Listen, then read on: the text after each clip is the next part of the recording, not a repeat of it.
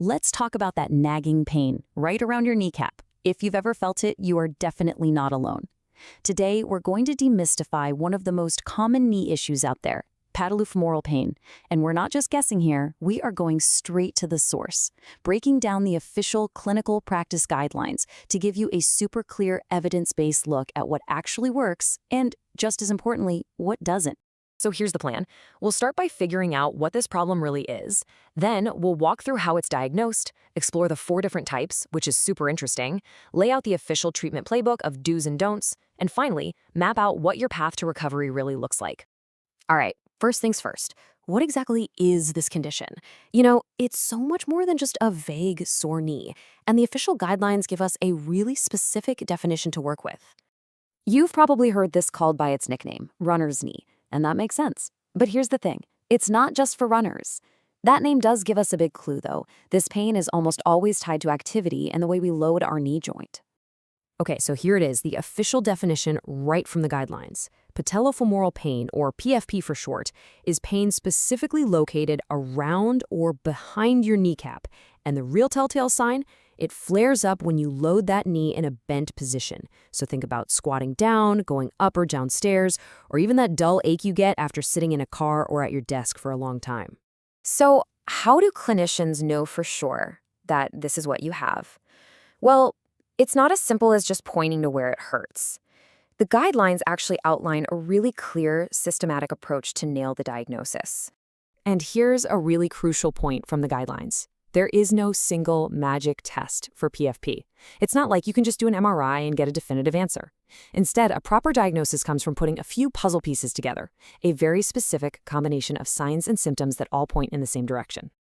So this is that puzzle broken down into 3 clear steps. First, the pain has to be in that specific spot, behind or around the kneecap.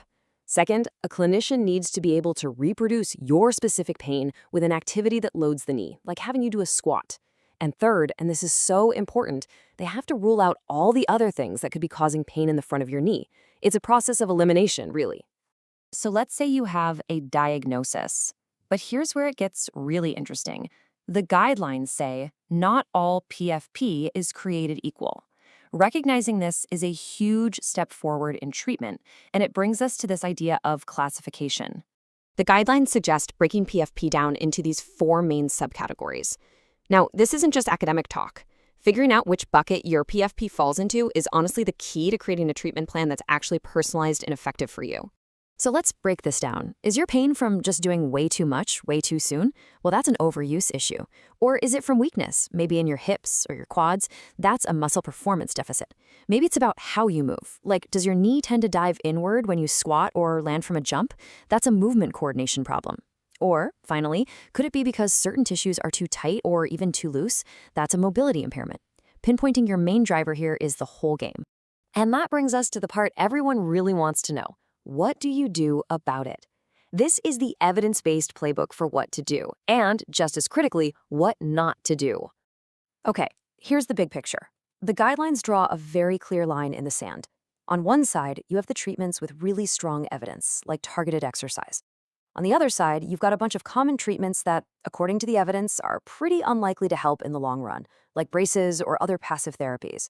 So let's focus on what works. The absolute cornerstone with the highest level grade A evidence is a combined exercise program. What does that mean? It means strengthening not just the muscles right around your knee, but also the powerful muscles in your hips, think glutes. The guidelines also give a thumbs up to simple, off-the-shelf foot orthotics for the short term, but only if you have significant foot pronation.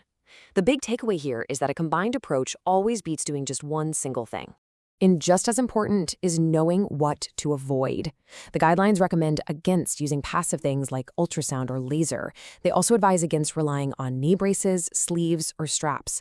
And with top-tier grade A evidence, they state that dry needling should not be used and that manual therapy, like massage or joint manipulation, shouldn't be used as a standalone treatment. Knowing this can save you a whole lot of time, effort, and money. All right, let's wrap this up by boiling everything down to the single most important takeaway from these guidelines, the one idea that can truly empower your recovery. Look, if you remember just one thing from all of this, let it be this direct quote from the guidelines. It really couldn't be any clearer. No matter what other little things might be used alongside it, targeted exercise is the non-negotiable, absolutely critical centerpiece of getting better. So, what this all means is that getting over PFP isn't a passive process. You don't just wait for some treatment to fix you.